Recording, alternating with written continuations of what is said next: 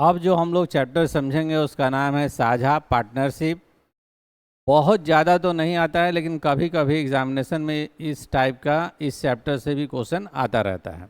Chapter बहुत आसान है। साझा मतलब पार्टनरशिप, तो एक से ज़्यादा, दो आदमी तीन आदमी अगर साथ मिलकर कोई व्यापार कर रहा है तो हम लोग कहेंगे कि वो साझा में व्यापार हो रहा है। मतलब एक से ज़्यादा लोग जैसे ही हो गए, एक आदमी है तो इंडिविजुअल है, कोई साझा नहीं है, लेकिन दो आदमी शामिल हो गए, तीन आदमी शामिल हो गए, चार आदमी शामिल हो गए, तो हम लोग बोलेंगे साझा का बिजनेस है। एक से ज़्यादा लोग होने चाहिए। तो साझा के पूरे चैप्टर में जो सबसे बेसिक लाइन्स है वो क्या क्या दिमाग में रखना है वो हम आपको पहले सुनाते हैं। पहले क्वेश्चन पढ़ेंगे, पता लगाएंगे कितने लोग हैं, दो लोग हैं, तीन लोग हैं, चार लोग हैं या कितने लोग हैं, ये आपने पता लगा लिया।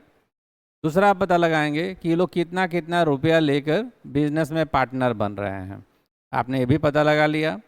तीसरा आप पता लगाएंगे कितना कितना वो लोग टाइम दे रहा है, कितना समय दे रहा है, आपने ये भी पता लगा लिया। फिर आप देखेंगे पूरा बिजनेस कितने महीने या साल के लिए किया गया है, आपने ये भी पता लगा लिया। अगला पता लगाएंगे टोटल मुझे प्रॉफिट कितना हुआ, ये मुझे पता लगाना है, आपने ये भी पता लगा लिया। इतना डाटा आपको क्वेश्चन में चाहिए इस चैप्टर को समझने के लिए। इसमें से कोई भी चीज़ गायब होगा हम वहाँ पे एक्स मान लेंगे। और उसके बाद सोल्यूशन में आप कैसे करेंगे, तो आप पहले पूंजी पता लगाइए और समय पता लगाइए। वो इंडिविजुअल व्यक्ति कितना पैसा लेकर आया है और कितना महीना तक या कितना साल तक आपसे बिजनेस कर रहा है, उन दोनों का गुना करवा दीजिए प्रत्येक व्यक्ति के साथ। फिर उनका अनुपात निकाल लीजिए। इसको हम लोग बोलेंगे पूंजी का अनुपात निकाल रहे हैं आप। तो पहला काम क्या करना है, पूंजी का अनुपात निकालना है। पूंजी का अनुपात कैसे निकलेगा, उसकी पूंजी गुना में उसका समय, हर व्यक्ति के साथ यही करेंगे, अनुपात निकाल देंगे और लाभ का बंटवारा इसी अनुपात में हम लोग कर देंगे। बस यही करना है पूरे चैप्टर में। बेसिक थीम इतना ही है। अब इसी बात को हम लोग इम्प्लीमेंट करेंगे बहुत सारे क्वेश्चनों पे और देखेंगे कि कैसे क्वेश्चन बन रहे हैं।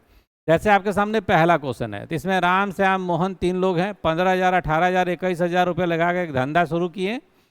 एक वर्ष के अंत में कुल 90,000 का लाभ हुआ। बताइए मोहन को कुल कितने रुपए का लाभ के रूप में प्राप्त हुआ। तो इसमें तीन लोग हैं, तीनों का पैसा भी पता है।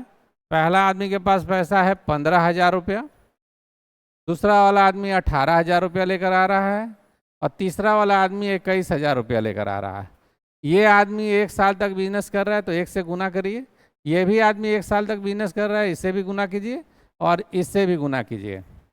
अब इनका अनुपात निकाल दीजिए। आप हर बार यही काम करना है आपको। तो आप देखिए ये 3 जीरो, ये 3 जीरो और ये 3 जीरो कट गया।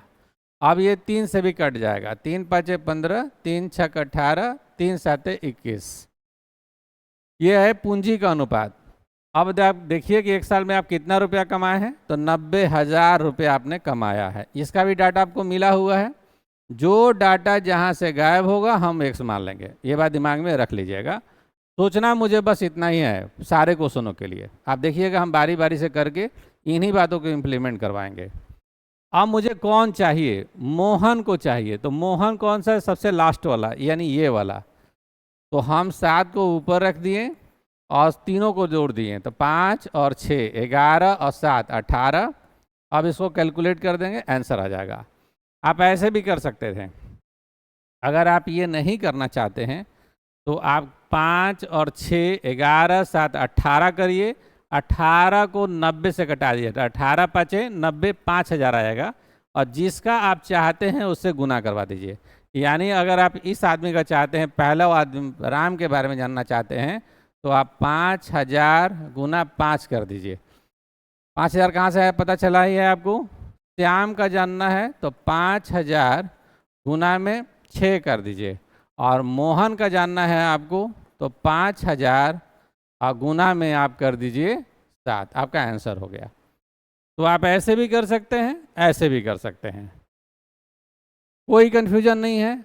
बारी बारी से हम हर बार यही काम करने वाले हैं पूरे पार्टनरशिप में। मैंने जो कहा है इसको आप 2 बार 3 बार जरूर सुन लीजिएगा। हर क्वेश्चन में मैं यही काम करूंगा, आप देखिएगा।